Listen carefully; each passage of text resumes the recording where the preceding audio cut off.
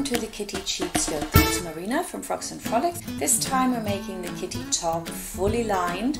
You can also make it with bias binding. We've got a separate video for that, but here I'm using some lace and of course the beautiful cheeks yoke. Beauty of this yoke really is that the seam lies to the outside. So you've got an overlocked edge here, and then the inside is totally clean and beautiful.